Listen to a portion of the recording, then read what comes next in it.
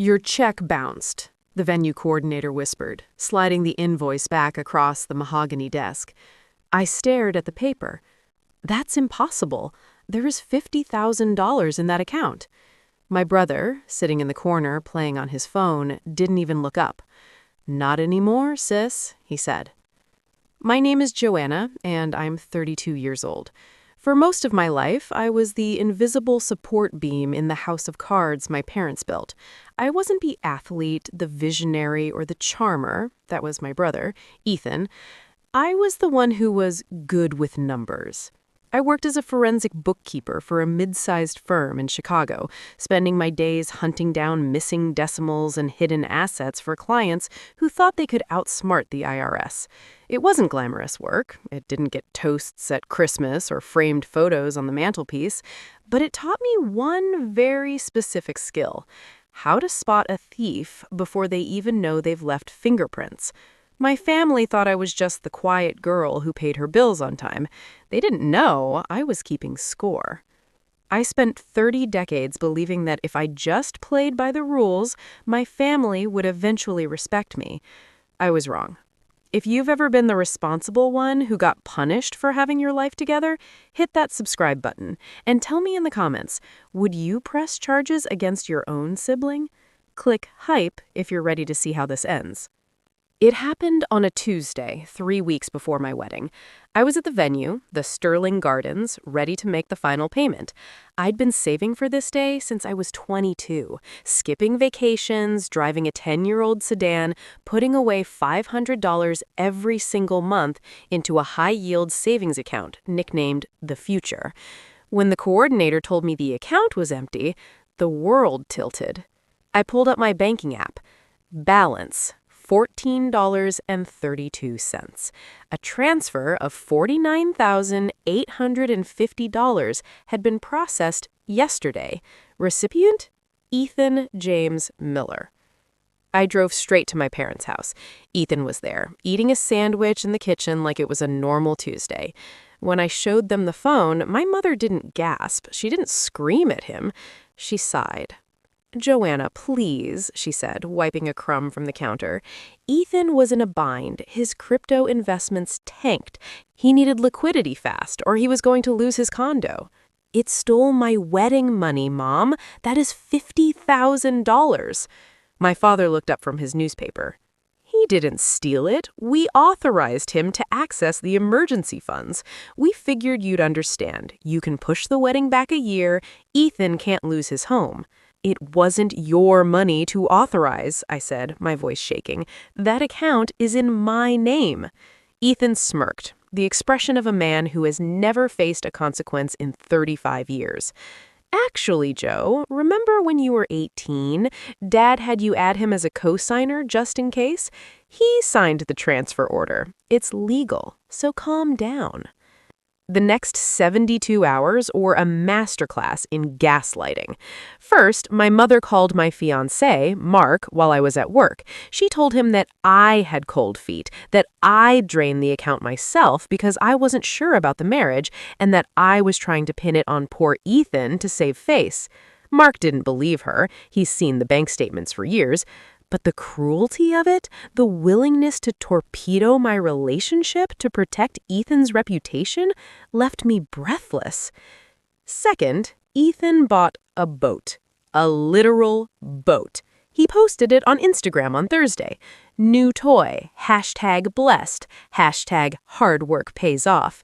He hadn't used the money for his condo. He hadn't paid off debt. He'd taken my life savings and bought a 24-foot wake setter.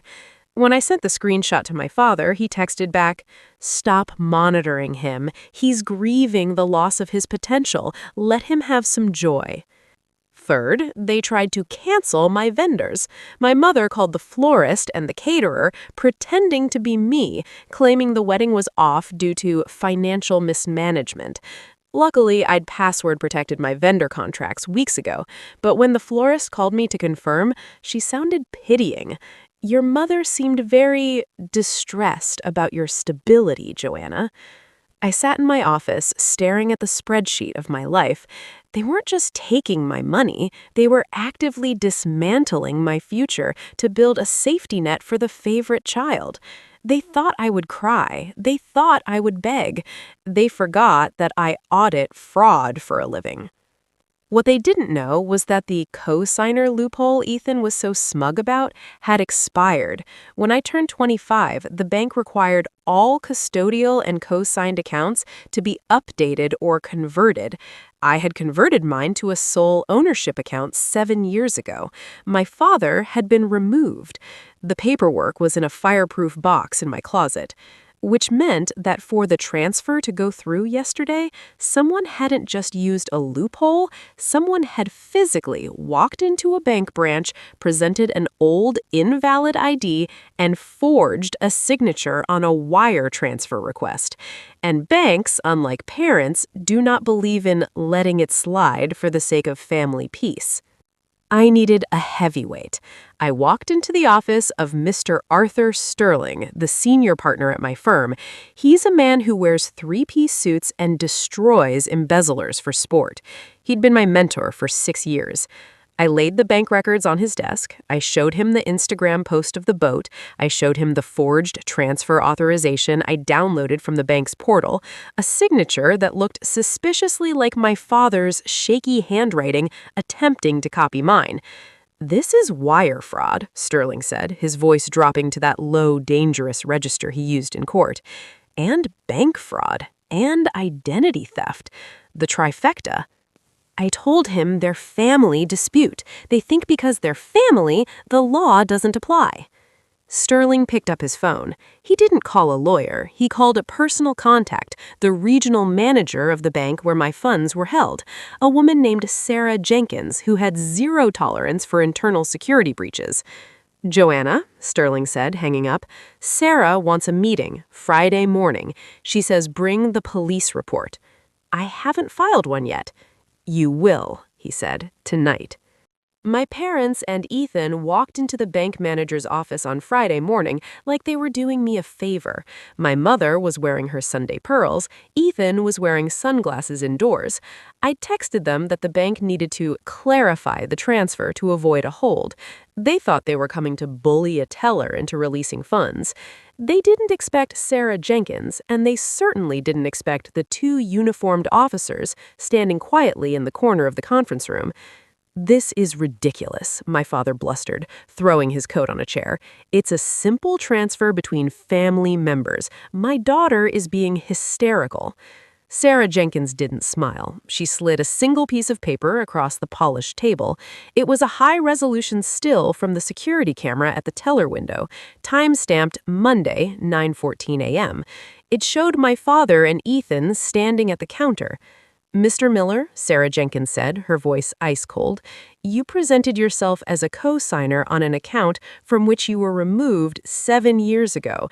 You then signed Joanna Miller's name on a wire transfer document." She pointed to the screen on the wall, which displayed the forged signature blown up to 2 feet wide. "That is not your name." "I gave him permission," my mother shouted, standing up. "I am her mother. I authorize it." "You are got on the account, ma'am. You have no standing." Ethan scoffed, leaning back in his chair. "Look, lady, just transfer the money back if she's going to cry about it. We'll pay the fee. No harm, no foul." Sarah looked at the officers. "Actually, Mr. Miller, federal banking regulations require us to report all instances of fraud over $10,000. This isn't a fee dispute. It's a felony." The officer stepped forward. "Ethan Miller, Gerald Miller, stand up." My father's face went the color of curdled milk. He turned to me. "Joanna," he wheezed, tell them it's a mistake. We're your family." I looked at him. I looked at the brother who bought a boat with my wedding dress money. I looked at the mother who tried to cancel my florist. "I don't know these men," I said to the officer. "They're just people who stole my money." They were arrested in the lobby, handcuffed, read their rights, walked past the line of customers waiting to deposit their paychecks. The bank reversed the fraudulent transfer immediately. Fraud protection kicks in fast when the police are involved. The money was back in my account before Ethan was even booked. My father took a plea deal to avoid jail time, probation, and a permanent record. He lost his job at the consulting firm because, unsurprisingly, they don't like employing people convicted of financial fraud. Ethan wasn't so lucky. Because he'd spent some of the money across state lines, the boat dealer was in Wisconsin, it triggered federal scrutiny. He's currently serving 18 months. I got married in October. We didn't have a big wedding. We used the $50,000 as a down payment on a house 3 towns over, a house with a security system and a guest list that doesn't include anyone with the last name Miller. Financial abuse is real abuse. Just because they're blood doesn't mean they have a right to your bank account. If you've ever had family feel entitled to your hard-earned money, share your story below and click Hype to help this story reach someone who needs to know that no is a complete sentence.